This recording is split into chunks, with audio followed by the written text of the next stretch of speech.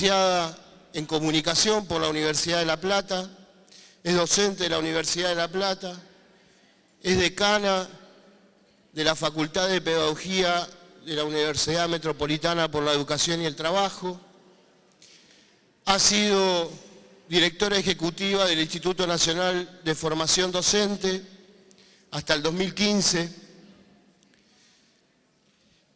tiene múltiples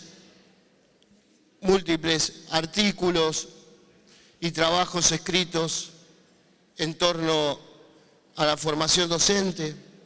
Muchos y muchas de ustedes la conocen por su trabajo en el Infod. Verónica lo que va a hacer es, luego de las exposiciones, de las experiencias de los dos institutos, poder comentarlas y hacer una reflexión acerca de estas experiencias y en relación a la formación docente. Entonces, muchas gracias a quienes han escrito las ponencias, a quienes se han presentado, a quienes pueden venir acá a contar su experiencia. Muchas gracias, Celeste, gracias, Verónica, e iniciamos. Bueno, buenas tardes a todos. Bienvenida Verónica, bienvenida Mariana y Mariano. Bueno, la primera experiencia que vamos a compartir es la transmisión en la formación docente, la importancia de escuchar al otro, a cargo de la licenciada y profesora Mariana Gijena, del Instituto de Formación Docente Continua en Educación Física y Universidad Nacional de Comahue, Zona Atlántica.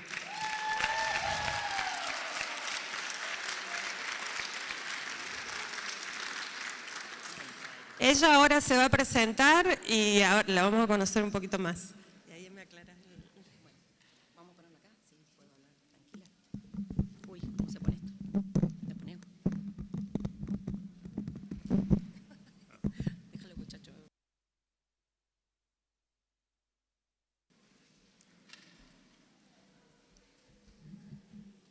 A ver si sale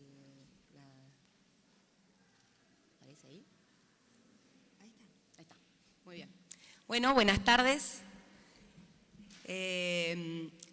Yo soy Mariana Gijena, soy profesora de Educación Física, egresada del Instituto de Educación Física de Viedma, Río Negro, uno de los institutos más importantes que el año que viene cumple 50 años, formador de casi todos los docentes de la Patagonia. También soy licenciada en psicopedagogía, egresada de la Universidad del Comahue, una sede que tiene la Universidad del Comahue que es oriunda de la provincia de Neuquén, ahí en Viedma. Y hace más de 15 años me desempeño en el Instituto de Formación Docente, en el área de práctica docente, y en este momento estoy integrando el equipo directivo como coordinadora de formación permanente de esta casa de estudios. Así que para mí es un placer estar compartiendo esta mesa con estos exponentes y con todos ustedes porque, bueno, lo que yo les vengo a contar es una experiencia, de quizás muchas que van a venir, ¿sí? Pero esta fue un poco inaugural para nosotros y ahora la vamos a ir recorriendo. Estas dos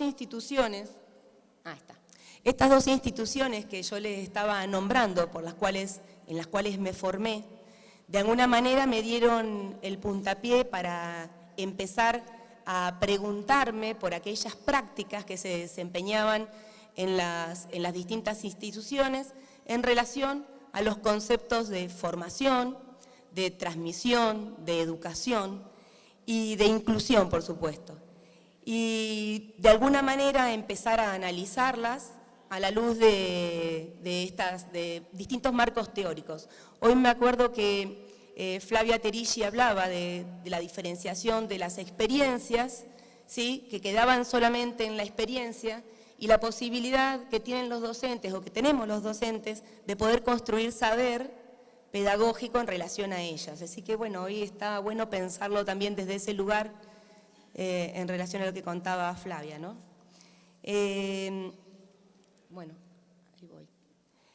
También les cuento que estoy participando de un proyecto de investigación en la Universidad del Comahue que tiene que ver con este concepto que yo hoy quiero retomar, que es el concepto de la transmisión, y que lo vamos a ir recorriendo,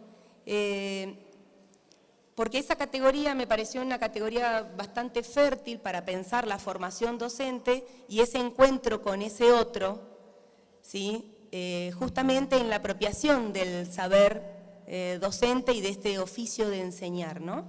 Que es súper interesante, además de poder pensar si esas instituciones realmente le garantizan a las personas con discapacidad la posibilidad de el acceso, la permanencia y el egreso de esas instituciones. Así que un trabajo bastante arduo que tenemos hoy. El sentido de esta ponencia es poder visibilizar los procesos de formación atravesados por Marlene en el instituto. Y ustedes dirán, ¿qué tiene que ver Marlene con todo esto que viene hablando? Bueno, Marlene, la experiencia que yo cuento es la experiencia de Marlene, que es una estudiante hipoacúsica con sordera bilateral severa, que ingresa al instituto a estudiar la carrera en el año 2013. Y en el 2017 termina sus estudios, como cualquier otro estudiante, y en mayo de este año ella se recibe de profesora de educación física. Y de alguna manera no quería dejar que este hecho pasara así nomás por nuestra institución, entonces le hice una buena entrevista en profundidad, más allá de todo el recorrido que teníamos durante la formación, ¿no? Para justamente venir a contarles un poco su historia. Bueno, la verdad que me emociono, es como que me agarra pielcito de gallina. No solamente quedarnos en lo anecdótico de la historia, ¿no es cierto?, sino también poder pensar esta experiencia de inclusión, en la posibilidad de que aparezcan otras, ¿sí? Y también analizarla a la luz de estas categorías que tienen que ver con la transmisión. Bueno, a ver, tengo que ir pasando porque me pierdo con esto de la... Ahí está. Vamos a recorrer un poquito el concepto de transmisión tal como lo estamos pensando en el equipo de investigación. Que hicimos una adaptación, porque el equipo de investigación hace una investigación sobre la escuela media, pero yo lo tomé porque tiene que ver con los jóvenes que están formándose o que transitan por las instituciones educativas. El concepto de transmisión no está pensado como comúnmente alguien pensaría, bueno, le transmito mi saber a un sujeto y listo, ya con eso garantizo que ese sujeto aprendió, o se va a llevar algo, o sabe algo. Sino que los autores con los cuales estamos recorriendo la investigación piensan la transmisión como un acto de pasaje que es entre sujetos. Y en ese entre pasan muchas cosas, ¿sí? Y de alguna manera asumir la ética de la transmisión nos pone en el lugar de tener la responsabilidad, ¿sí?, como formadores, ¿sí?, de poder pensar el proceso de humanización de los sujetos en términos de qué le damos a eso, qué le ofrecemos o qué le donamos a los sujetos que recién llegan a las instituciones o que recién llegan a la sociedad, ¿no?, pensado mucho más ampliamente. A estos nuevos, cómo los recibimos, qué saberes culturales están validados para poder ofrecerle, ¿sí?, para que aprendan ese oficio del ser docente, ¿no? Cómo podemos filiarlos a esa cultura con ese mismo acto, ¿sí?, subjetivo, ¿no?, y simbólico, para que ellos realmente con eso que uno le ofrece no lo repitan mecánicamente o sistemáticamente, sino que puedan hacer algo nuevo, quizás algo superador, porque a veces el alumno supera al docente, como dice el dicho, pero eso no podría ser posible si no reconocemos, ¿sí?, a ese otro como sujeto y no dejamos que en ese mismo acto él se reconozca, ¿no? Si no le atribuimos la capacidad de aprender o de saber, o de que posee un saber, y si no le ofrecemos un lugar habitable para ello, ¿sí?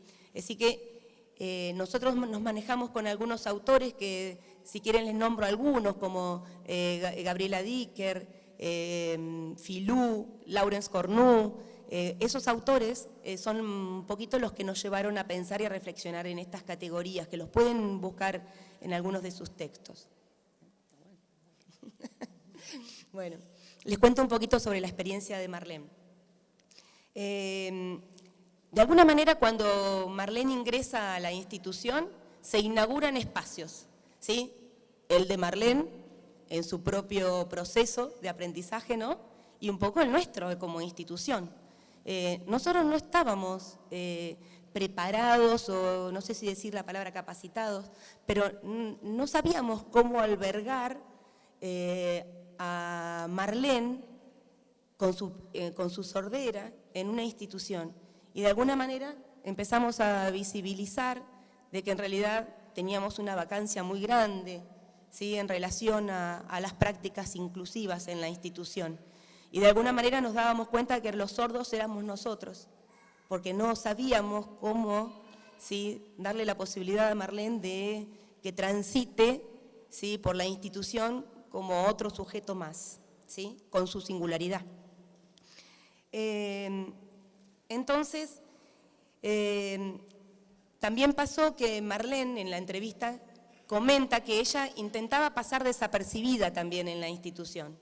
Todo hasta que una docente en primer año, a partir de un dispositivo que hablaba sobre sus biografías escolares, lee su biografía y visibiliza a Marlene ante todo su grupo de pares, contando quién era, en qué condiciones había ingresado a la institución.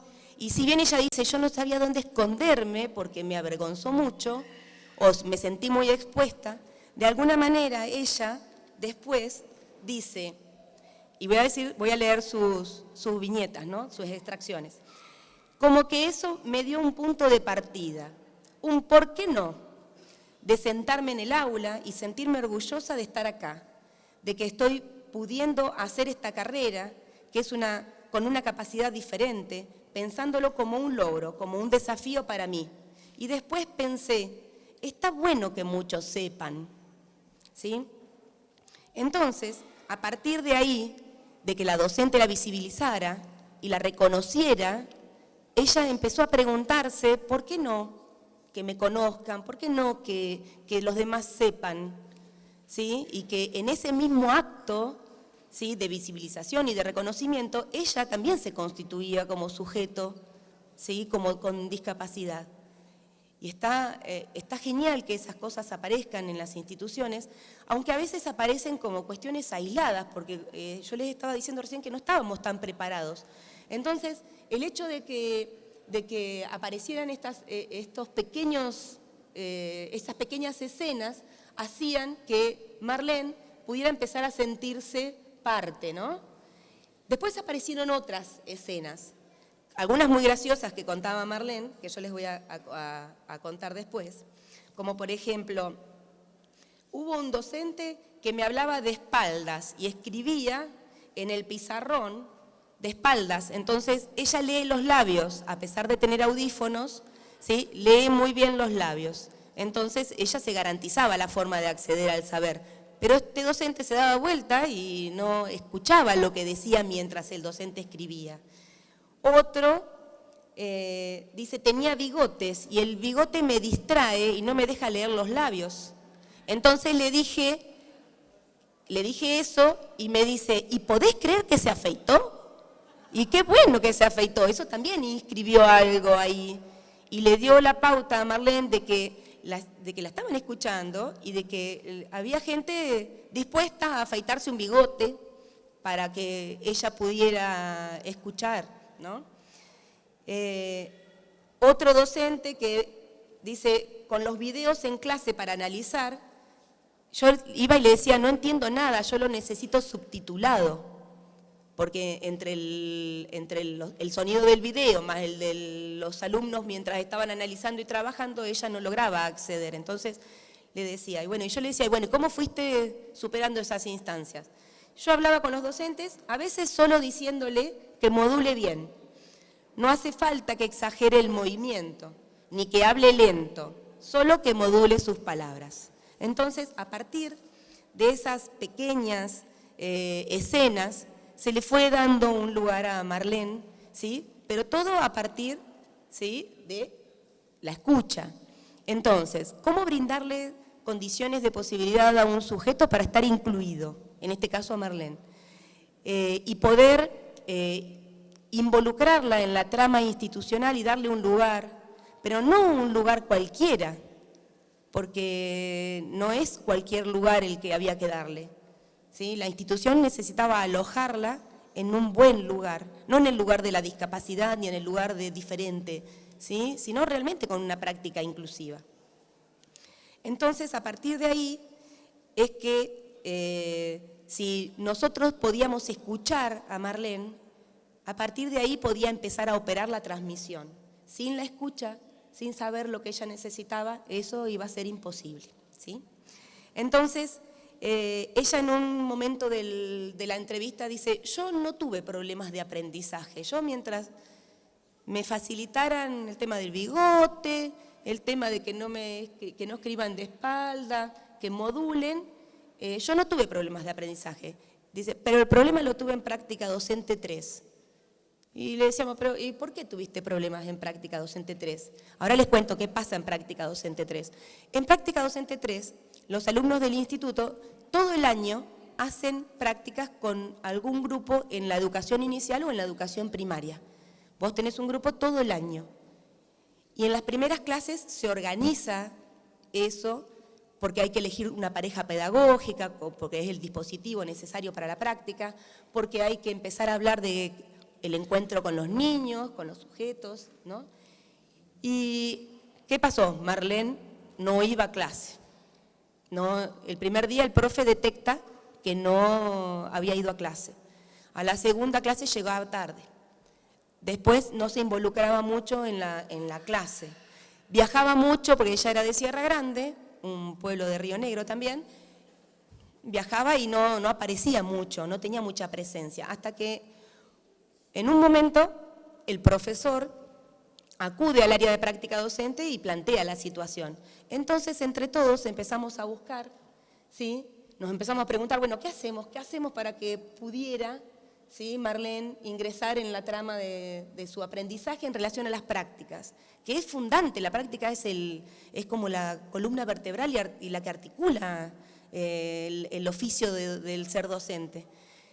Y queríamos acompañarlas y queríamos garantizarles ese espacio, pero no sabíamos bien cómo. Entonces fuimos pensando, ¿sí?, la manera de acompañar y de que Marlene realmente pudiera afrontar esas prácticas. Y ella cuenta cómo fue ese encuentro con el docente, con ese dispositivo. Dice, el docente me llama y me dice que tenía que hablar conmigo. Y me dice, bueno, Marlene, estuvimos hablando de vos en el área de práctica docente. Esto es lo que relata ella de lo que le cuenta el profesor. Primero te voy a preguntar cómo te sentís. Y me dice, yo hice esto. ¡Buah! Y se hacía como que lloraba, ¿no? Me largué a llorar mal, tenía mucha angustia. Todo me pasaba por la cabeza, me bombardeaban los miedos. Y entonces el profe me dice, bueno, tranquila, llorá todo lo que necesites, descargate, pero bueno, te sigo contando. Estuvimos hablando todos los profes de práctica y empezamos a buscar estrategias para que vos puedas hacer tus prácticas y te queremos proponer algo. Y entonces le cuenta el dispositivo que nosotros pensamos para Marlene, después de largas discusiones, por supuesto. Queremos que hagas las prácticas solas, este es el dispositivo que ella dice. Así puedes dar más cantidad de clases, pero vamos a seleccionarte un grupo que sea el adecuado, no solo por los alumnos, sino por las características del profesor que te tiene que acompañar, lo que se denomina en la formación docente el coformador, ¿sí? Bueno, le digo, dice ella, y a la otra semana me trajo 4 grupos con distintos horarios y escuelas para que yo eligiera.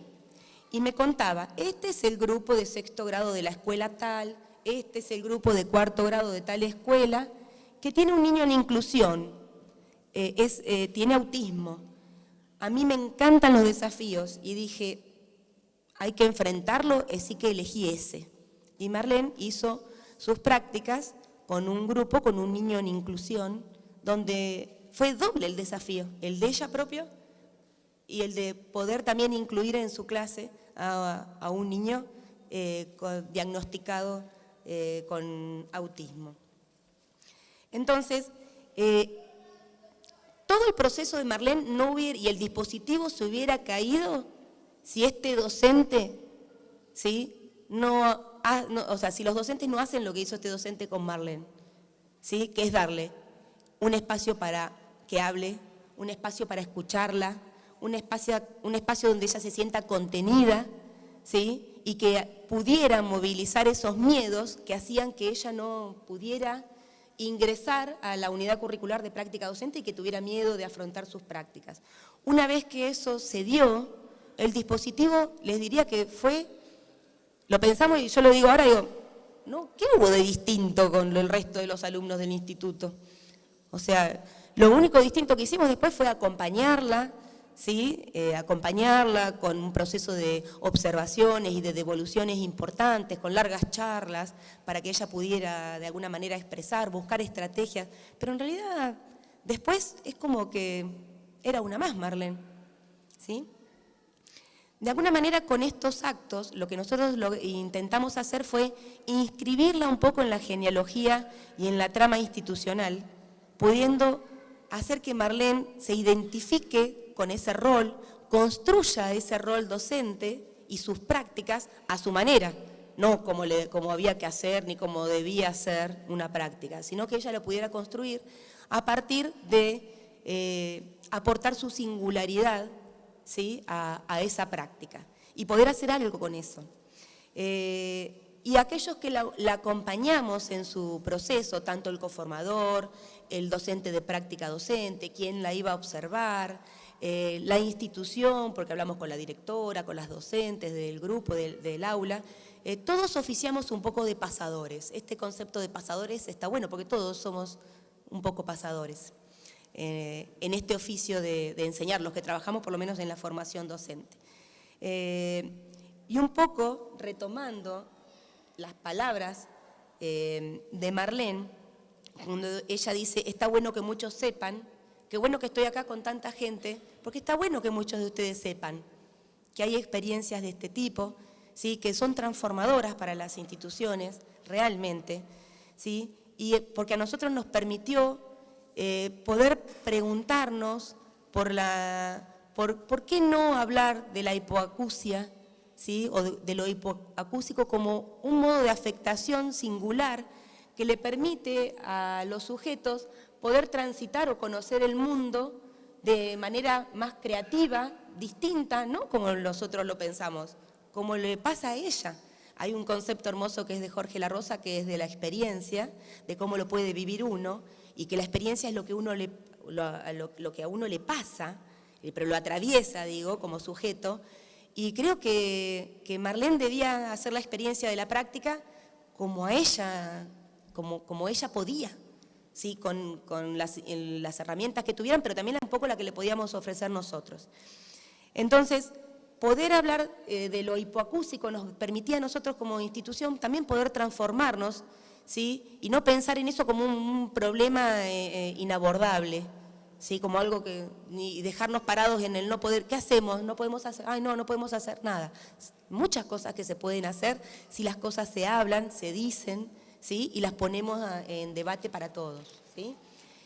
Y después, claro, nos preguntábamos, ¿realmente habremos generado condiciones de posibilidad para Marlene? ¿Qué dirá ella? Y bueno, un poco el resultado está a la vista, se recibió de profe y con buenas notas. Ahora le entregan el título la semana que viene en el instituto. Entonces, bueno, algo de eso debe haber operado. Y nosotros como institución, poder aprovechar esa instancia, ¿sí? De aprendizaje para poder convertirnos o ir evolucionando, aunque sea de a poquito, con pequeñas escenas o con pequeñas experiencias, en una institución más abierta y más inclusiva, ¿sí? Para el que quiera estudiar y el que desee estudiar educación física. Acá, como para ir finalizando, tomé algunos desafíos que tenemos nosotros, porque bueno, todos son desafíos, ¿no? todo lo que yo le vine contando eran también desafíos en su momento. Pero como para ir concluyendo, ¿cuáles serían nuestros desafíos a partir de la experiencia que nosotros vivenciamos con Marlene? Y empezar a despojarnos de la mirada y de las prácticas normalizadoras que siguen vigentes en las instituciones, en todas, no solamente en la de formación docente, en todas, ¿sí? Y no seríamos honestos si decimos, ay no, en mi institución es puramente, no, imposible, ¿sí? Entonces, eso hay que estar advertido, ¿para qué? Para que cuando aparezcan las podamos visualizar, detectar y no volver a cometer los mismos errores, ¿no? Tenemos que animarnos a seguir pensando en que cuando un sujeto ingresa, necesitamos albergar su vida, ¿sí? Todo el sujeto, ¿sí? No solamente una discapacidad.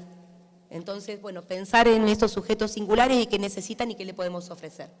Poder avanzar justamente en lo que contaba recién en esta institución inclusiva, pudiendo transitar, ¿sí?, estos horizontes de la filiación. Todas las instituciones tienen que filiar a los sujetos que transitan por las instituciones, no solamente las de formación docente, ¿sí?, de todos los niveles, todas las escuelas.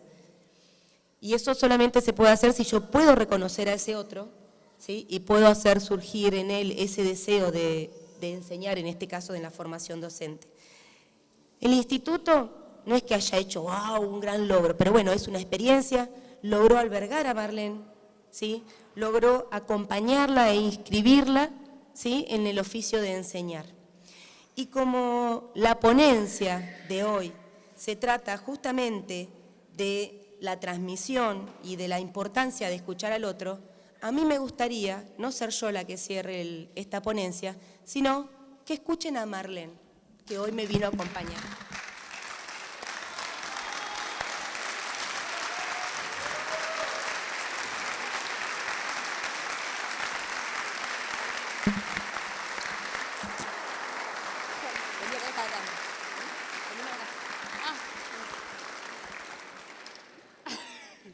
Buenas tardes a todos.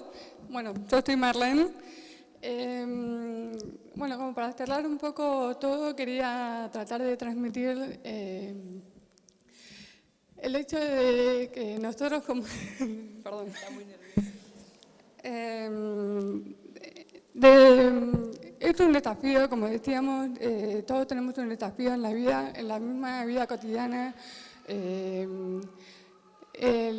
El tratar de transmitir de que todo se puede, en todo momento, de cualquier manera.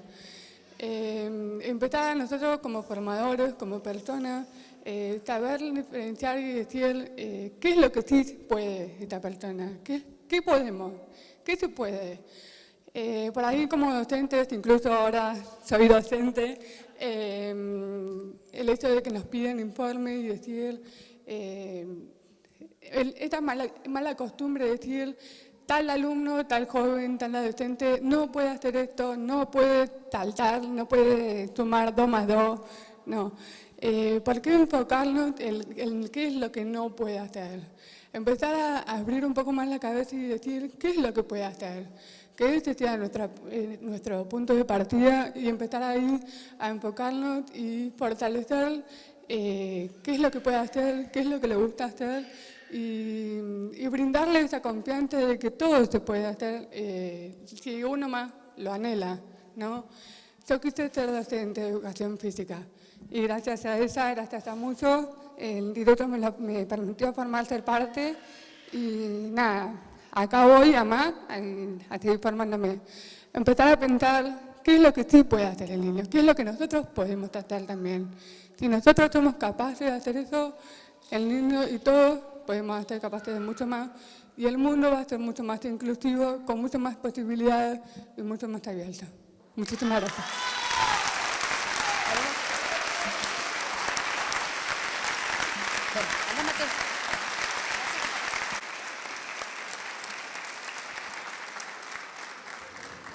Bueno, muchas gracias por escuchar.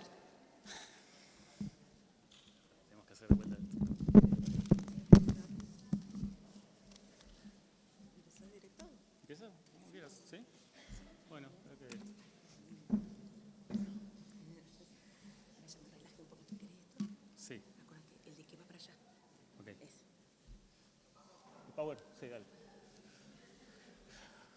Hola, buenas tardes a todos, a todas. Gracias por estar acá. Bueno, ¿cómo seguir ahora, no? Quedamos todos medio choqueados. Bueno, mi nombre es Mariano Alú. La ponencia que yo traje se llama Parkour, Cuerpos y Escuela. Y pertenezco a varios institutos, entre ellos el Instituto Superior de La Salle de Florida, provincia de Buenos Aires, que tiene una carrera que es la de Profesorado de Educación Física. ¿Se escucha bien? Gracias. Bueno, tenía que hablar un poquito sobre mí, presentar quién era y después empezar a hablar del Instituto de La Salle, así que me estoy saltando una parte. Bueno, cosas que tienen que ver con esto. Yo soy profesor de Historia, después hice la licenciatura en Sociología y después estudié una maestría en Políticas y Programas Sociales. Digo todo esto porque creo que esos tres recorridos son los que me permitieron, junto con los profes y estudiantes del profesorado, recorrer este camino y poder hacer este análisis acerca de las prácticas como el parkour de esta manera. Hay otra cosa también que tiene que ver conmigo y que me ayudó a esto, no tiene que ver con la formación, sino tiene que ver con haber sido durante toda mi vida horrible para todos los deportes. Era el último que elegían. Bueno, no somos los únicos. Era el último que elegían cuando en la escuela primaria tenían que hacer los equipos y elegían los capitanes y iban agarrando. Creo que si había uno con un yeso, lo elegían antes que a mí y yo quedaba último igual, así que creo que eso también signó mi cercanía o no con el deporte. Terminé acercándome de grande, pero desde otro lado. El instituto es parte de una obra grande que abarca bastantes países, que es la obra de La Salle. Específicamente el de Florida y específicamente el profesorado de educación física en Florida tiene una particularidad, tiene varias. Una es que si bien es una institución privada, tiene nivel inicial, primario, secundario, donde se cobra una cuota, desde hace unos años se decidió que el profesorado iba a ser gratuito, iba a estar financiado con la plata que entra de los otros niveles. Y que eso no iba a estar completo si en realidad no salíamos a buscar un grupo específico de estudiantes. Es decir, ir a buscar a esos estudiantes, esas chicas, esos chicos que tienen ganas de estudiar pero no saben dónde y sobre todo no tienen cómo, porque o los profesorados que hay cerca de su casa tienen una cuota o los que son gratuitos están lejos. Así que desde hace unos años hay una política específica de salir a buscar, salir a promocionar el instituto y la carrera. Por suerte viene funcionando, cada vez tenemos más estudiantes, tenemos lista de espera porque ya no nos entran en el aula en primer año. Y también algo muy interesante es que eso fue interpelando también nuestra forma de ser docentes, nuestra forma de acercarnos a los estudiantes y de digamos, ofrecer algo desde la escuela, por supuesto, desde el instituto. Bueno, como decía, es gratuito de gestión privada y que está orientado a estas chicas y chicos específicamente.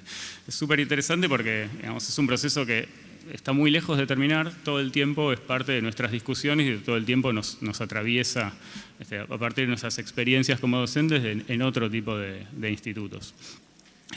Una de las cosas que cuando dijimos, bueno, empecemos a investigar, empecemos a hacernos preguntas acerca de lo que pasa en la escuela y lo que pasa en todo lo que rodea a la escuela.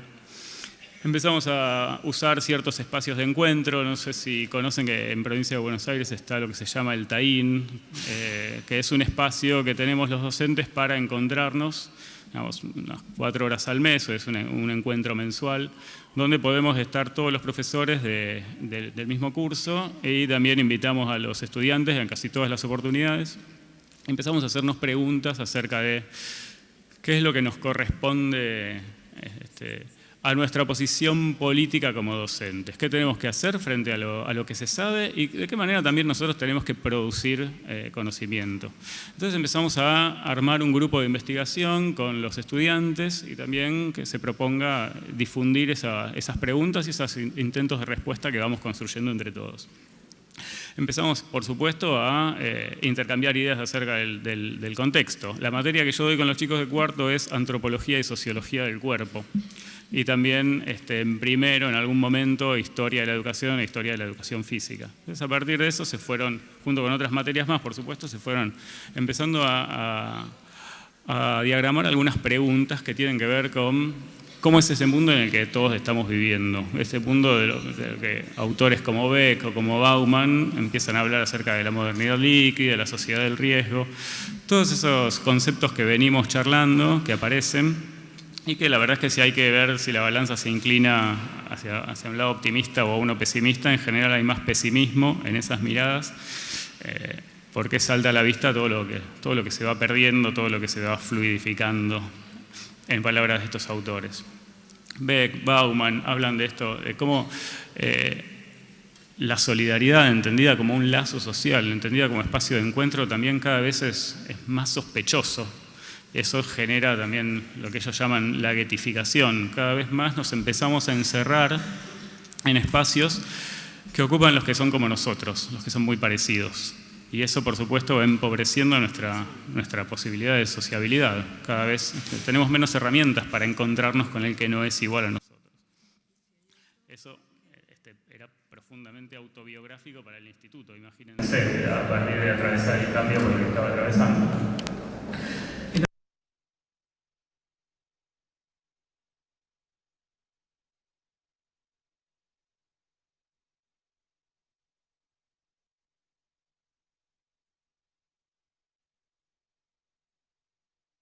Más desafíos, más recorridos que dependen de sí mismo, dependen de lo que él o ella puede hacer.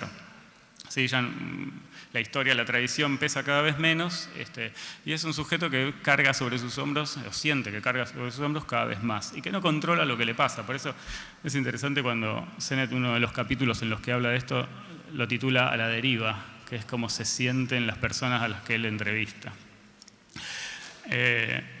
Tenía que haber ido más rápido, pero como nos dijeron tienen más tiempo, yo me empiezo a extender. Hay una tarjeta roja que la moderadora tiene preparada para sacarnos.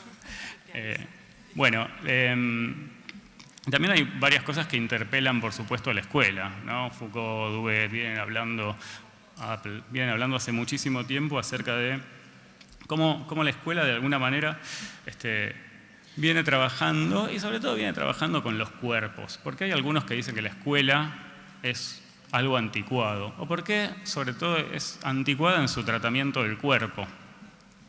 Toda una tradición en el siglo XIX, principios del XX, una tradición más militarista de cómo se trataba el cuerpo, después algo que va empezando a dejar entrar al juego, al deporte a lo largo de ya del siglo XX, fue modernizando las prácticas, pero sin embargo sentimos que hay un montón de cosas que todavía permanecen.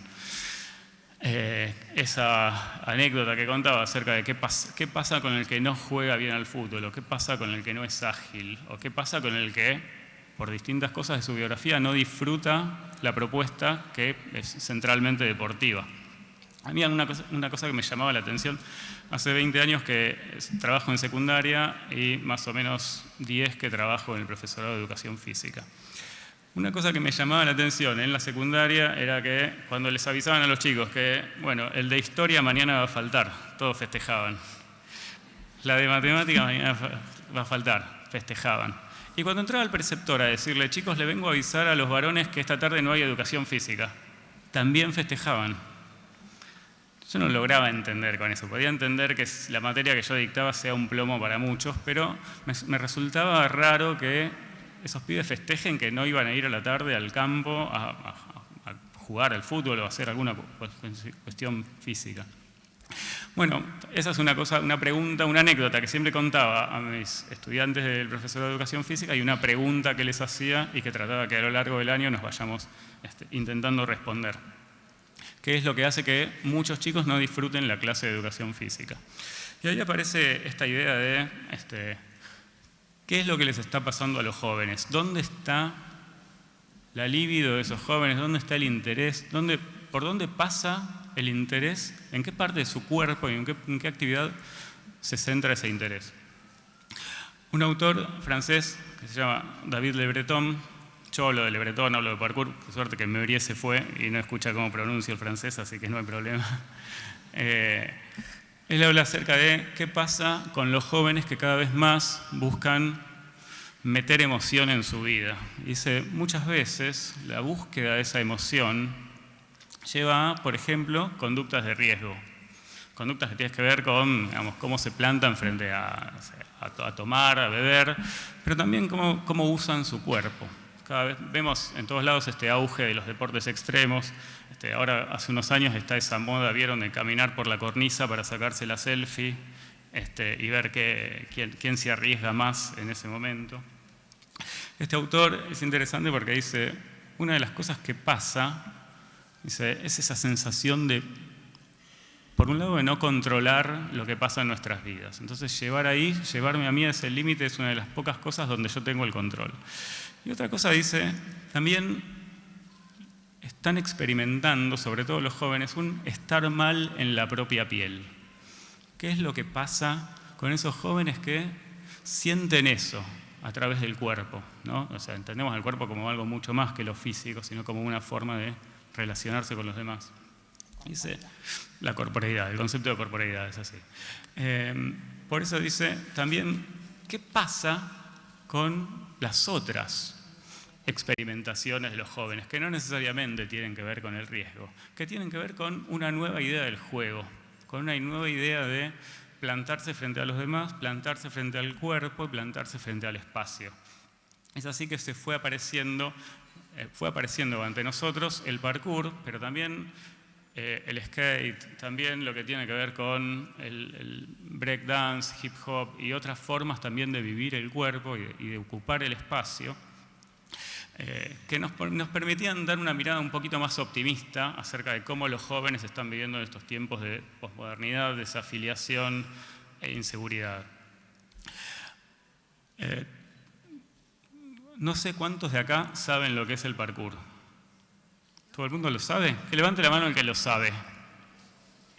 Buenísimo, gracias. Más o menos calculamos que esto iba a suceder, entonces tenemos como un mini videíto muy cortito para que vean de qué estamos hablando. ¿Lo podemos poner, muchachos?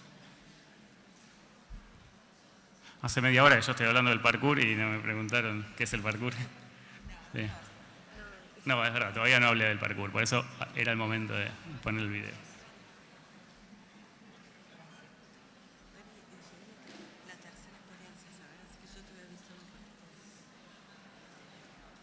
Ahí está.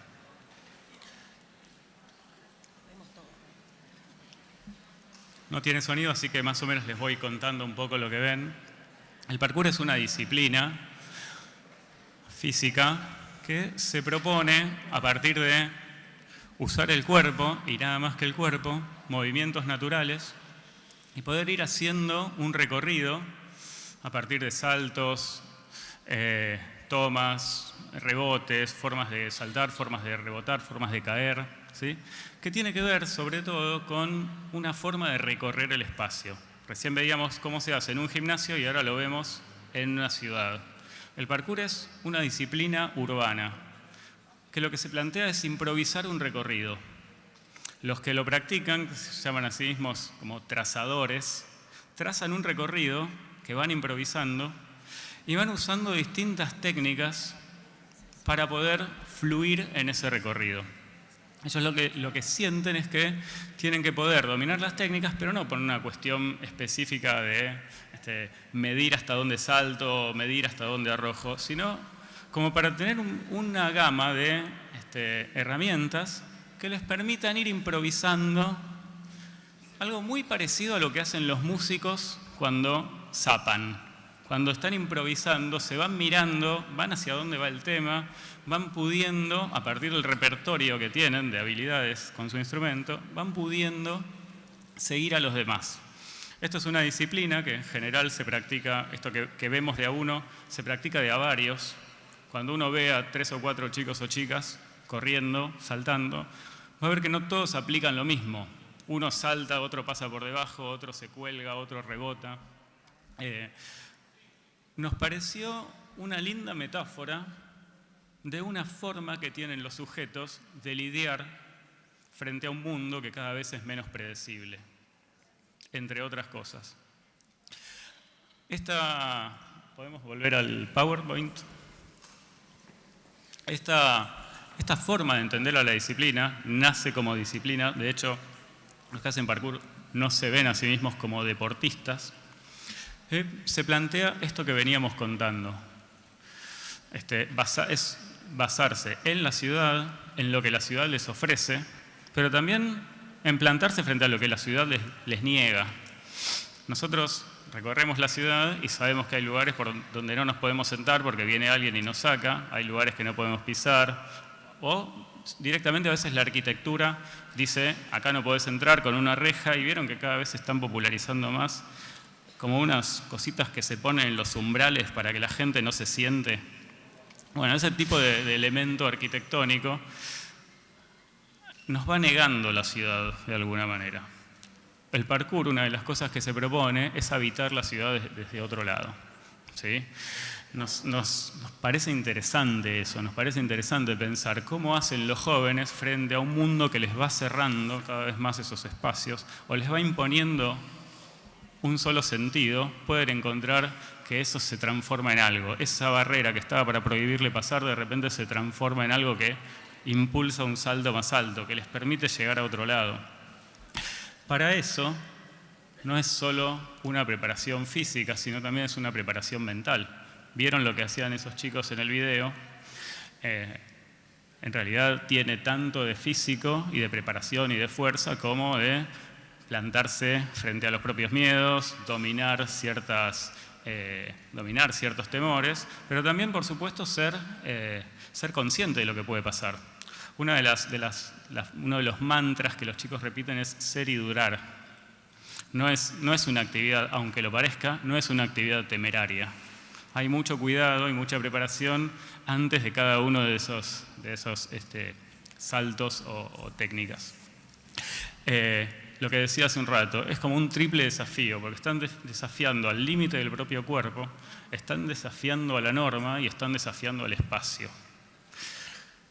Nos parecía súper interesante el contraste que hay entre ese sujeto que describe Sennett, que se siente a la deriva, que siente que ni siquiera él es coherente entre los valores que cree tener y cómo vive, y la manera en la que estos chicos, esto surgió en Francia, que ustedes seguramente recordarán que hace unos 8 o 9 años había unos problemas gravísimos en Francia, en los barrios a los que mandaban a vivir a los inmigrantes, terminaban quemando autos. Eso fue lo que los saltó a la fama. Me parece que dejaron de quemar los autos y ya los noticieros los olvidaron. Pero en realidad fue la forma que encontraron estos jóvenes también de habitar una ciudad que se les prohibía desde otro lado. Estas cuestiones que tienen que ver con cómo pensar este sujeto, un sujeto que piensa en sí mismo desde la reflexividad, que se encuentra con el otro, porque el parkour se propone todo el tiempo una cooperación. Una cosa que no dije antes es que no hay una linealidad para practicarlo, no es que primero tenés que aprender esto, después lo otro, no hay categorías como en el básquet, en el fútbol. En realidad, cada uno va aprendiendo al ritmo que puede y quiere, y cada uno va aprendiendo en el orden que quiere y puede. Y la pregunta, ¿cómo se aprende? Bueno, se aprende interactuando con los demás, no hay un manual, no está institucionalizado, no hay una regla, mucho menos una federación. En realidad está empezando a haber, y por supuesto la discusión es, no debería haber una federación de esto. Los que aprenden parkour con los demás, como aprendimos a andar en skate los que anduvimos en skate en algún momento. Vas a la placita con tu skate nuevo, no sabes hacer mucho, y alguien medio como se apiada de vos y viene y te dice, mira, se hace así, se hace así, te empezás a pegar unos porrazos y después lo vas dominando. Y no hay un momento donde uno pasa a enseñar. Todos los días vas intercalando esos momentos donde viene alguien y te da un tip, te dice algo, o donde llega uno que todavía no está a tu nivel y aprovechás y vos le das alguna sugerencia. El parkour se maneja así, a lo que hay que sumarle otra cosa. En los 90, cuando íbamos con el skate, teníamos que ir a la plaza. Ahora los chicos en realidad pueden abrir YouTube y a partir de ahí tienen un montón de traceurs de distintas partes del mundo que filman sus recorridos y explican cómo pudieron sacar esas técnicas que están haciendo. En ese sentido, este trabajo sobre uno mismo reflexivo y el trabajo cooperativo con los demás nos pareció algo muy interesante para pensar cómo podemos meter al parkour en la escuela. Bien. Ahí está cuando empezamos a pensar cómo llevamos esto a la escuela. Nos pareció que muchas veces la escuela, y por eso los chicos no estaban demasiado a gusto en algunas clases de educación física, tenía que ver con esto, la demanda estandarizada, se le pide hacer a todos lo mismo. No hay un recorrido prácticamente, o casi no hay un recorrido adaptado para cada uno. Está esta lógica de la competencia, de que tenés que ser bueno para que te elijan o para ser el capitán, y sobre todo deja que se meta en la escuela esta lógica del deporte como un espectáculo y como una mercancía. Y cada vez va enterrando más a la posibilidad del deporte como un espacio de encuentro con el otro, ¿no? ¿Cómo podemos llevar el parkour? Dijimos.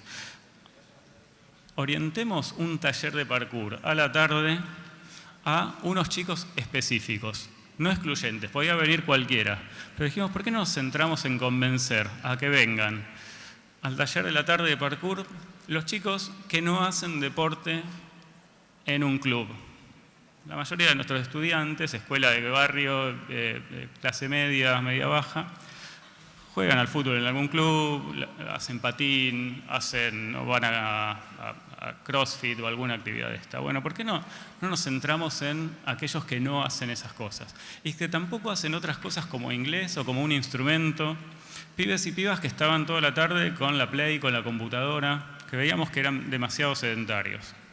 Pibes y pibas que veíamos que tenían algunos temas en relación con la alimentación. No necesariamente algo grave, pero donde veíamos que no había algo como lo que Patricia Aguirre llama una gastronomía, sino una gastroanomia. Esta forma de comer sin pensar demasiado en qué se está comiendo, cómo y para qué, ¿sí? Sedentarismo, falta de deporte, esa posición frente a la alimentación o frente también a las redes, eran los que nos hacían decir, a estas chicas y a estos chicos tenemos que apuntar. ¿Qué hicimos? Un espacio de práctica desestructurada con un docente de educación física y convocamos a exalumnos que hacen parkour en el barrio para que vengan y estén con los chicos, ayuden, sobre todo nos ayuden a nosotros los docentes, pero también sean como un nexo mucho más cercano con los chicos. Y dejar que cada uno vaya haciendo su propio recorrido acerca de qué nivel de dificultad quería ir teniendo, a qué ritmo quería ir plantándose sus propios desafíos, cómo los iba a secuenciar. Y sobre todo, ir metiendo dentro de ese espacio de práctica física, también ir metiendo un espacio de reflexividad. Poco a poco empezamos a hablar y empezamos a pensar acerca de cuál es la importancia de la alimentación, cuál es la importancia de la salud, cuál es la importancia de concentrarse. ¿Hacia dónde fue esto? Hablando del parkour, terminamos hablando de la importancia de dormir, de la importancia de ser conscientes de la dieta que estamos llevando, de la importancia de poder manejar nosotros nuestras propias sensaciones. ¿Para qué sirve meditar? ¿Para qué sirve hacer yoga? Fuimos invitando gente, vino un deportólogo, vino una kinesióloga, vino una nutricionista, vino una profesora de yoga, que ayudaba a los chicos a meditar cuando tenían que pensar, bueno, hacer esto o intentar esto me da miedo, de qué manera la meditación puede ayudarlo. Fuimos de repente empezando a reflexionar con los chicos o hablar de temas. Uno dice reflexión y piensa gente con cara seria hablando en difícil.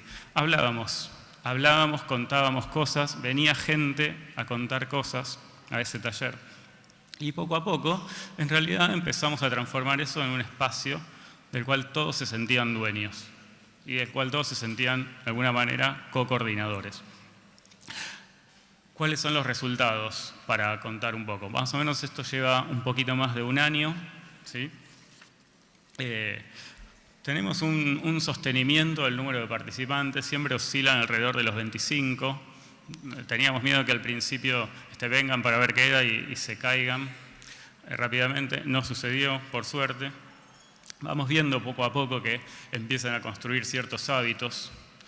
Una informante clave en eso fueron los chicos que atienden el kiosco de la escuela, cómo los pibes están empezando a pedir otro tipo de cosas, como para que no salgan del pancho y la pizza y el sándwich de miga que hay en el kiosco. Impactos en espacios curriculares como el espacio de educación física, hablando todo el tiempo el profe del taller de parkour con los de educación física, a los que en realidad los profesores de las demás materias vemos poco porque están a contraturno o están en otro lado, y empiezan a ver qué pasa con estas pibas y estos pibes que en general están muy desganados, cómo empiezan a tener una nueva relación con su cuerpo, empiezan a tener una nueva relación con la actividad física. Poco a poco ganan actitud, ganan seguridad. ¿Qué nos queda por hacer? ¿Qué queremos hacer? En principio, empezar a medir un poco más los resultados. Hay formas que tienen que ver con lo cuantitativo, el índice de lesiones, si es que hay lesiones, qué pasa con el índice de masa corporal de los participantes. Cuestiones más quali que tienen que ver con los hábitos, con los hábitos corporales, con los hábitos alimenticios, con la relación con el propio cuerpo, pero sobre todo también cosas que van cambiando en lo colectivo. ¿Qué pasa con ese grupo? Todos los que en algún momento hicimos alguna actividad fuera del aula o donde sacamos a los pibes al patio o los hicimos hacer un roleplay o lo que sea, vimos cómo el que siempre aporta de repente tenía otro lugar. El que pensábamos que era un vago de repente empieza a ponerse al hombro, llevar al grupo. La piba a la que no podíamos motivar con nada de repente agarra y empieza a hablar. Bueno, esto es lo que está pasando y queremos ver cómo podemos medir eso. Con qué tipos de entrevistas u otros instrumentos podemos empezar a ver qué les está pasando a estas pibas y estos pibes que están transitando la experiencia del taller. Y sobre todo, algo que se entronca mucho con cosas que escuchamos ayer, con Merier, cuando él hablaba de los nuevos desafíos de la escuela, con cosas que hablamos esta mañana o que escuchamos decir a Terigi cuando hablaba de esas nuevas experiencias, y también con algo que decía Mariana recién, de cómo salir de esas prácticas normalizadoras. Algo fundamental para digamos, lo que se nos viene ahora es ver cómo esto impactó en la escuela. De qué manera a nosotros también nos ayuda a romper esos hábitos tan instalados en nuestras propias biografías docentes. Tal vez lo logremos, tal vez no, pero la idea sería que a partir de eso podamos ir construyendo una caja de herramientas, una bitácora que sirva para después no solamente mostrar lo que se hace, sino también poder llevarlo a otras escuelas, que se puede ir replicando, por supuesto. Para terminar, la última, en estos tiempos de liquidez, en estos tiempos de falta de agarres y falta de amarres, donde todos tendemos a sentirnos un poco a la deriva, me parecía bueno retomar una frase que siempre que pensamos en el parkour a mí me surge por la cabeza, que es una frase no de un pensador académico, pero de Bruce Lee. Seguro la conocen, que dice: no te establezcas en una forma, adáptala y construye la tuya propia. Y déjala crecer, sé como el agua, sé agua, amigo mío. Muchas gracias.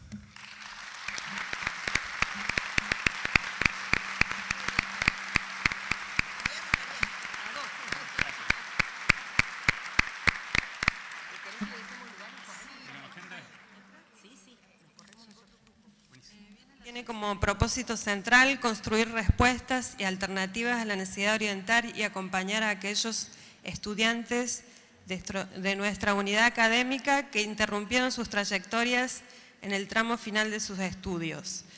La experiencia la presenta la institución, es la Unidad Académica Río Grande de la UMPA, y se denomina Acciones que aportan a la construcción de la universidad como objeto de derecho, el programa de vinculación y extensión, fortalecimiento de trayectorias académicas de estudiantes de la UARJ UMPA para la terminalidad de sus estudios. Presenta Marta Reynoso, Pedro Cornejo, Zulma Cruz y Ana Sofía Borgiano. Bueno, buenas tardes. Vamos a ir un poquito acelerados para cumplir la consigna del tiempo. Lo que nosotros presentamos acá es un proyecto que está destinado, podríamos decir, entre comillas, a la recuperación de los estudiantes de nuestra universidad que abandonaron los estudios. En algún momento hicimos un escrito que titulamos Excluidos e invisibilizados, porque no hay nada peor que le pueda pasar a un estudiante universitario que abandonar la carrera para que sea un casi desaparecido. En el mundo académico, por lo menos, y con otras consecuencias a nivel de la vida social y personal. Desde hace algún tiempo nuestra universidad es una universidad muy joven, recién ha cumplido 27 años, o sea que pertenece al grupo de las últimas universidades creadas. Desde un principio siempre se ha propulsado esta idea, se la ha planteado y se ha defendido la idea de la universidad como objeto de derecho, y en ese sentido diríamos esto también apuntalado en las nuevas leyes, en la nueva legislación, sobre todo que plantea la cuestión de que la educación debe ser un derecho para todos, ¿no? Y en ese sentido la inclusión educativa también debe ser pensado como un derecho ciudadano a la educación. Es decir, la inclusión se ha tratado por los autores de distintas maneras, como incluir a las personas con discapacidad, como la inclusión en respuestas a exclusiones disciplinares o académicas que impiden la posibilidad de acceso al conocimiento, y luego eso tiene un impacto fuerte en el vínculo inclusión-calidad. También la inclusión referida a los grupos vulnerables, se ha trabajado mucho, sobre todo en la educación básica y en la educación secundaria, y la inclusión como respuesta a situaciones de exclusión, de desigualdad, en lo que se llama en el ámbito de las universidades a los contextos de masificación, y que fue una experiencia tremenda que se vivió luego de la dictadura con el ingreso de los grandes números, sobre todo en las universidades más grandes. En lo que nosotros sabemos también, diríamos, y que está en la base ideológica de estas acciones y de este proyecto, es que la transformación de la política social dentro de lo que es el marco de la hegemonía neoliberal ha tenido en las últimas décadas, en las 2 últimas décadas y sobre todo en esta última, un efecto de niveles de desigualdad y de inequidad que, bueno, escapan incluso a la medición de las estadísticas, porque son un verdadero escándalo, ¿no? Y eso ha tenido como consecuencia, diríamos, bajas expectativas de los estudiantes por un lado, y por otro lado, al interior de la propia universidad, el trato diferencial por el origen social. Lo que a nosotros nos preocupaba al iniciar este proyecto es que la expansión de la educación superior, que ha pasado en muchas universidades del país y que permitió el ingreso a la universidad de nuevos grupos de población que tradicionalmente estaban excluidos, a su vez, y esto es terrible, conlleva una tendencia estructural que son las altas tasas de deserción. Es lo que Escurra ha llamado la inclusión excluyente. Pueden ingresar todos, pero después no sabemos qué pasa al final. Entonces, a esto tiende este proyecto, este programa, cuyo objetivo central es implementar acciones que tengan un impacto directo en el aumento del número de graduados de la Unidad Académica Río Gallegos de la Universidad Nacional de la Patagonia Austral, y como corolario de eso, brindar una respuesta efectiva a la demanda regional de profesionales formados, porque sabemos que en las regiones que se nutren con población aluvional, el recambio de profesionales es una tarea difícil y constantemente estamos necesitados de recursos humanos, ¿no? Pareciera ser que todavía nuestra universidad no logra dar una respuesta efectivamente satisfactoria y total a estas necesidades. Bueno, los voy a dejar con Ana Sofía. ¿Qué tal? Buenas tardes. El programa pone en funcionamiento o trabaja con distintas unidades de la unidad académica puestas en conjunto para poder llevar adelante el mismo. Encontramos dentro de la Secretaría Académica distintas áreas que están colaborando, como es el Departamento de Alumnos y Estudios, Educación a Distancia, la Dirección de Evaluación de Programas y Vinculación Académica, la Secretaría de Extensión, las escuelas, las distintas escuelas de cada una de las carreras que tiene la unidad académica, y algunos proyectos asociados. Entre esos encontramos el programa de equiparación de oportunidades, PREOPED, y el programa de pedagogía de la formación y renovación de la enseñanza en el nivel superior. Con esto también es interesante poder plantear que el programa propone una mejor y mayor vinculación entre las distintas áreas de nuestra unidad académica. ¿Por qué eso? Básicamente para generar condiciones que favorezcan la reinserción de los estudiantes que se han visto interrumpidas sus trayectorias en la última etapa de los estudios. O sea, estamos hablando de personas que han desarrollado gran parte de su carrera y que se encuentran con un mínimo de entre 10 y 2 materias por recibirse y de pronto dejan la carrera. También hablamos de acciones de diagnóstico y seguimiento de casos, generación de datos, procesos de orientación educacional a través de tutorías académicas y capacitación docente, que reflejan con mayor detalle los proyectos que integran el programa del cual vamos a hacer alguna mención. Y consiste también en la implementación de una estrategia compleja que se desarrolla a partir de la ejecución de 3 proyectos. Hola, buenas tardes a todos. Me voy a dar un minuto para presentarme. Soy Ana Sofía, soy estudiante avanzada de la carrera. Lo destaco porque me parece genial que los estudiantes también podamos participar de estos espacios. De la carrera, la licenciatura en psicopedagogía de la UMPA UARC. Bueno, yo voy a dar una breve reseña de los proyectos que integran el programa del que hablaban ya mis profes, mis compañeros. Son 3 proyectos. El proyecto 1 es análisis descriptivo y caracterización de casos de alumnos con trayectorias interrumpidas en el ciclo superior. La idea es mencionar un poco cuáles fueron los objetivos de estos proyectos con respecto al proyecto 1. Los objetivos fueron realizar un estudio exploratorio con el propósito de caracterizar el universo de alumnos de la Unidad Académica Río Gallegos de la UMPA que abandonaron las carreras en la etapa de la terminalidad. Recopilar y analizar la totalidad de las historias académicas de los estudiantes involucrados en el estudio exploratorio y construir una propuesta de mapa de categorías y elaborar los correspondientes informes, tanto descriptivos como cualitativos, sobre la base del mapa de categorías producido. Con respecto al proyecto 2, este se denominó tutorías académicas. Sus objetivos fueron, o son en realidad, construir el equipo de tutores de la UARC UMPA, elaborar una propuesta de acompañamiento personalizada para los estudiantes que ingresan al programa de terminalidad, generar alternativas flexibles para el cumplimiento del trayecto formativo de cada estudiante, incorporar las nuevas tecnologías en la mediación pedagógica y en el diseño de sistemas instructivos diferenciados, perdón, justo tengo la copa ahí, construir el equipo de orientación socio-psicopedagógico para la UMPA UARC.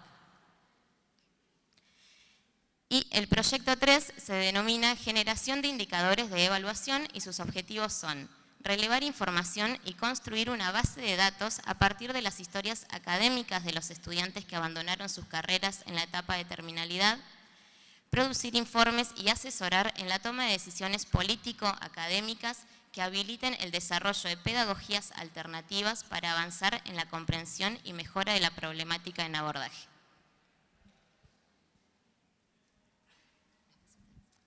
Estos serían, digamos, algunos de los principales temas tenidos en cuenta en el proyecto de estudio exploratorio: el análisis sobre las condiciones institucionales como categoría fundamental, las condiciones académicas, las trayectorias de vida de los estudiantes, las relaciones, no solo las relaciones interpersonales, sino el vínculo con el profesor, el vínculo con la institución como objeto de representación y también el vínculo con el saber y la propia predisposición para el estudio y poder acceder al conocimiento como desafío personal. Otra de las categorías que nos pareció importante es ver la complejidad que implica en la vida de una persona y el sentido que tiene la decisión de abandonar los estudios, como un proceso de largo tiempo que culmina generalmente en un momento o en una instancia significativa que implica un hito a partir del cual decide abandonar los estudios. Por ejemplo, esto nos ha permitido ver la gravísima situación de un alto porcentaje de nuestra población estudiantil en situación de pobreza o en límite de pobreza, las dificultades de los alumnos con familias que están siendo jóvenes o no tan jóvenes como jefes de familia, problemas de salud, de situaciones muy graves de salud que implican a las personas la interrupción por largo tiempo de los estudios, el sufrimiento que eso conlleva y los sentimientos que trae aparejado. Un sentimiento fundamental que hemos analizado muchísimo es el sentimiento de vergüenza, porque el proyecto educativo de alguien que inicia los estudios en la universidad no es solo un proyecto personal con miras a un futuro profesional y de inserción laboral, sino que en la mayoría de las veces se transforma también en un proyecto familiar y a veces no solo de la familia cercana, sino de la familia ampliada, porque se trata de estudiantes que son la primera generación que ingresa a la universidad, ¿no? Y este sentimiento de vergüenza, bueno, no tenemos tiempo para explicar aquí, tiene efectos muy importantes en la construcción de la identidad. También, digamos, lo que implica a nivel de la vida social la cuestión de los estudiantes que, habiendo ido a la universidad y faltándole 3, 4, como mucho 5 materias para recibirse y en muchos de los casos solo el trabajo final o la tesis de grado o tesina, como se llama en algunas carreras, se insertan en el mundo laboral con situaciones, digamos, laborales degradadas en el sentido que tienen mucho conocimiento, pero no es un conocimiento que pueda ser reconocido para que ellos puedan recibir los beneficios que implica tener la titulación. Y luego también un proceso que lleva un tiempo muy importante, que es el proceso de reingreso, que implica restituir cierta solidez al lazo social que supone el vínculo con la institución de formación. El proyecto 2 es el plan de tutorías, que bueno, que ya lo hemos descrito y está acá, y el proyecto 3 al que nos referimos de generar indicadores, digamos, además de todos los análisis. Nosotros en realidad pertenecemos a un grupo interdisciplinario de análisis institucional de las prácticas sociales y pedagogías alternativas y por eso nuestra perspectiva de abordaje es institucional y clínica, ¿no? Entonces, a eso nos referimos con los temas de sujeto. ¿Alguno de los avances? Hasta, digamos, desde el mes de agosto del año 2016 hasta el presente, tenemos algunos avances ya constituidos dentro del programa y encontramos que hay un análisis de la totalidad de las historias académicas de los estudiantes que abandonaron los estudios en la etapa de terminalidad. El estudio exploratorio en la construcción de una muestra a partir de un cuestionario de cuáles son las causas o características de los procesos de abandono, la selección de los casos con entrevistas en profundidad, digamos en esto siguiendo la lógica de un trabajo de orden clínico, también la construcción de mapas de categorías y elaboración de informes cualitativos con las razones de abandono de los estudiantes, la concreción del plan de formación de 5 alumnos avanzados pasantes en la residencia profesional de la licenciatura en psicopedagogía, la elaboración de 2 informes en los avances tanto del año 2016 como del 2017. También tenemos los avances dentro del proyecto 2, que es la constitución del equipo de tutores. Esto es, digamos, un logro que nosotros consideramos muy importante. La formación de tutores a través del curso taller Rol Docente y Función Tutorial como capacitación, de la que destacamos que es gratuita y en servicio.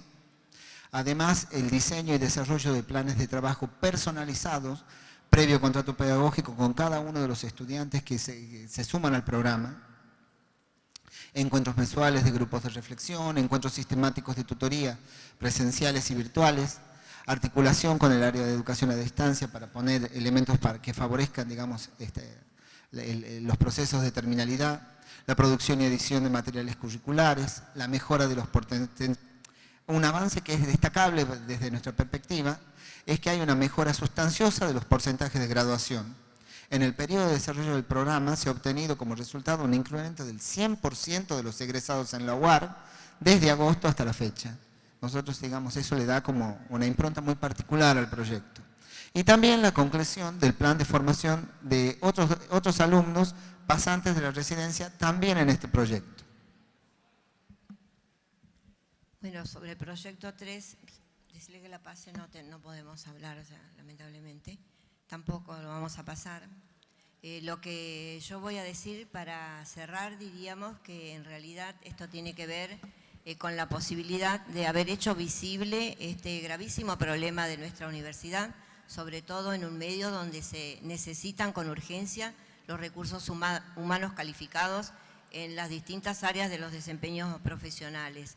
Y además me parece que es fundamentalmente un acto de justicia para estas personas que invirtieron esfuerzos personales, familiares y económicos con dificultades terribles, como ustedes saben todos los que vivimos en estas latitudes, lo que implica para un estudiante en un día de nevada y de barro caminar 5 o 6 kilómetros a la universidad, cuando no teníamos edificio, no tener a dónde estar en los tiempos intermedios y permanecer 2 o 3 horas parados.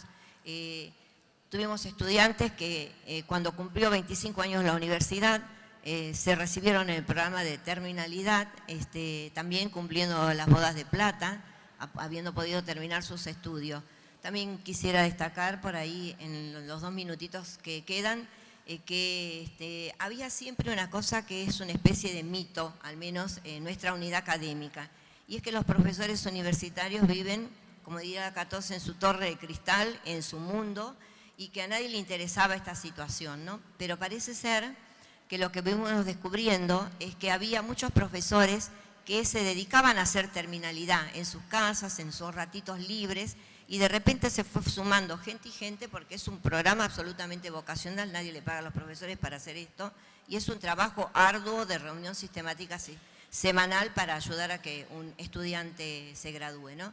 Bueno, tenemos anécdotas bellísimas que no tenemos el tiempo de contar, pero yo quería cerrar como diciendo que a veces en la vida cotidiana vamos naturalizando estas situaciones de grave injusticia y discriminación que terminan en procesos de absoluta exclusión de los alumnos en la universidad. No sé si esto se podría hacer como experiencia en las universidades más grandes que cuentan con grandes números, pero bueno, nosotros en la nuestra teníamos la posibilidad, teníamos algunas condiciones básicas para hacerla y decidimos, como dice Ulloa, salir del diagnóstico consuetudinario, que el alumno se va, que bueno, se lo ignora porque rompe la norma, no es alguien que va a egresar, desaparece de la vista y del paisaje, y decirle, bueno, estás ahí y yo te veo, que es lo que Ulloa describe tan maravillosamente como el miramiento, ¿no? Como un fenómeno sustantivo a partir del cual miramos al otro, y se requiere para eso una pedagogía impertinente, una pedagogía de resistencia y una pedagogía alterada, ¿no? Que reconozca la alteridad y la presencia de los otros. Creo que, bueno, la institución, no sé si todos, pero una parte importante de profesores han asumido ese desafío y, bueno, esperemos que otros más se sumen también a esa propuesta. Hemos traído por sí, como esto ha sido tan acelerado, con decirles que se me está por cortar la respiración, es la verdad. No, es que me están pasando los papelitos y bueno, quiero cumplir con esto, que tengo los 2 minutos. Nosotros hemos traído unos cuadernillos que sintetizan algunas de estas ideas. Si hay colegas de educación superior, porque también vale para los institutos de educación superior o de otras universidades que les interesen, les vamos a entregar esos cuadernillos. Y podemos seguir charlando en otro momento mientras tomamos un café. No sé, chicos, gracias. Muchas gracias. Muchas gracias.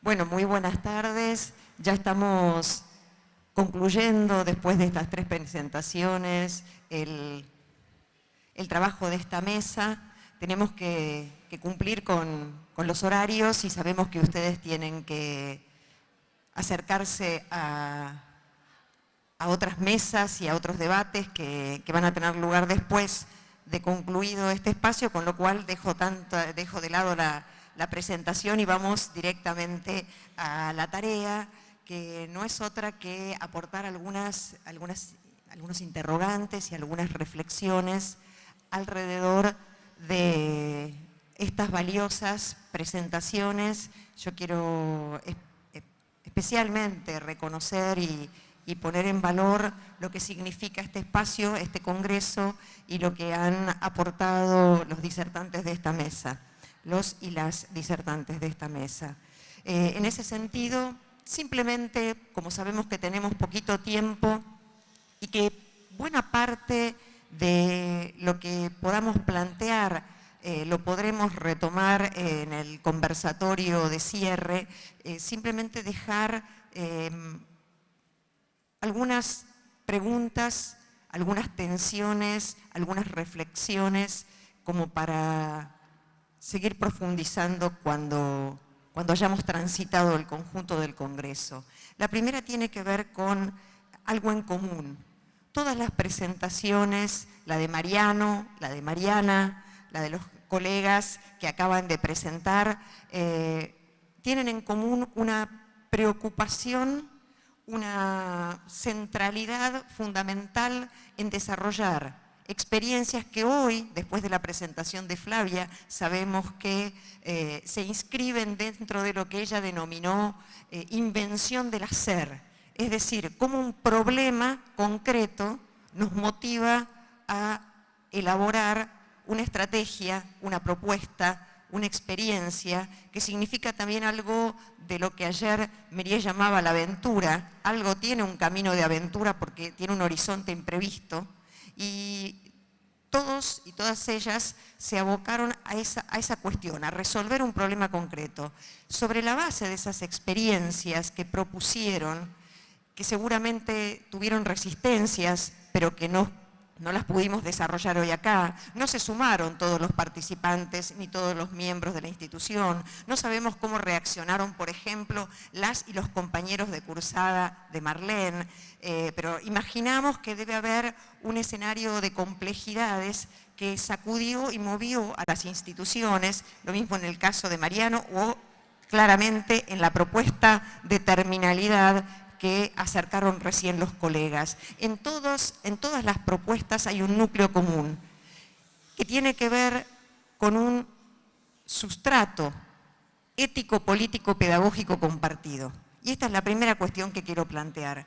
Aquí todas las presentaciones se hicieron, más allá de la polisemia y de la natural, si nos pusiésemos a hablar a fondo entre todos los que compartimos esta mesa, de los sentidos, los significados, que aún significantes compartidos, que usaron todos: el derecho a la educación, la ciudadanía, la igualdad, la inclusión, construir herramientas de inclusión. Sabemos que puede haber algún elemento polisémico, pero había un corpus ideológico común.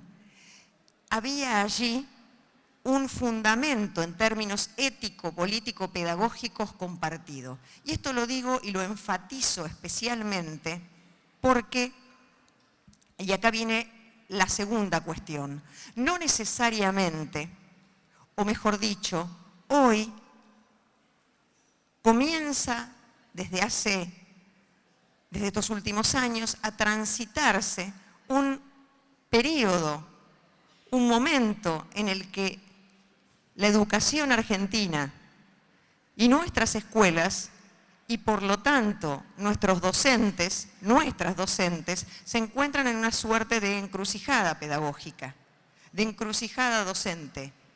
¿Por qué decimos esto? Porque ingresan en nuestras escuelas nuevos posicionamientos, o que se presentan como nuevos, pero que suponen la reposición de lineamientos político-pedagógicos que en el discurso, lo decía Merié y lo dijo el nano Balbo hoy a la mañana, aparecen como suscribiendo la defensa del derecho a la educación, la escuela inclusiva, pero nosotros sabemos que no necesariamente el discurso declamado, el titular, lo enunciado, se corresponde con las prácticas efectivas, y mucho menos con los contextos que abonan la garantía efectiva del derecho a la educación.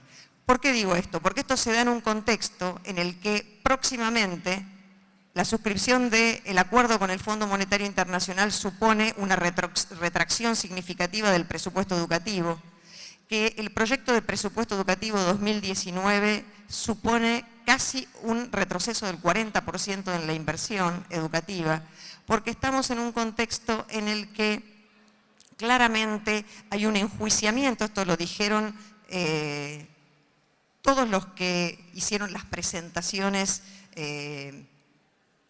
del día de ayer y de hoy, un momento de enjuiciamiento, de descalificación, de desautorización, de impugnación de la escuela pública, de impugnación de la docencia, de desautorización de las organizaciones colectivas que representan a los trabajadores.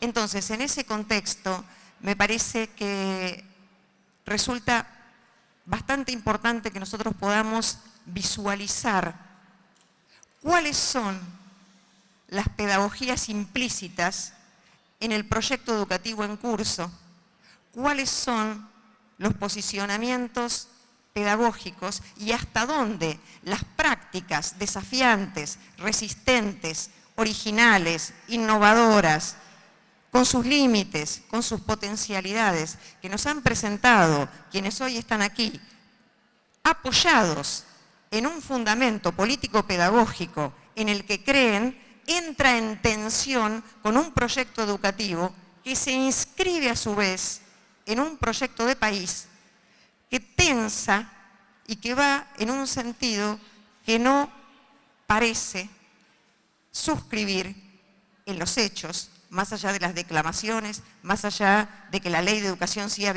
vigente, que no parece suscribir esos mismos sentidos. ¿Qué encrucijadas se nos aparecen? Yo solamente las voy a enunciar. Espero que en el conversatorio tengamos posibilidad de ahondar en esto.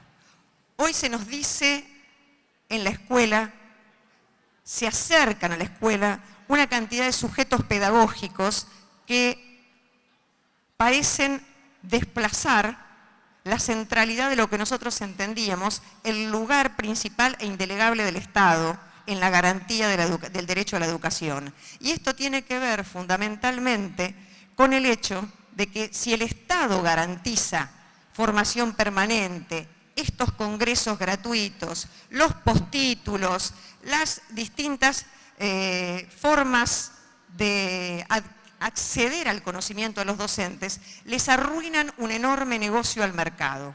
Entonces nosotros sabemos que la retracción, el desfinanciamiento educativo y el corrimiento del Estado es la forma de abrirle camino a la mercantilización al mercado, porque luego el Estado, convertido en control de calidad, le va a exigir al docente, control externo de calidad, le va a exigir al docente que sí tenga esas credenciales, pero esas credenciales que no le garantizó, las va a tener que comprar en el mercado.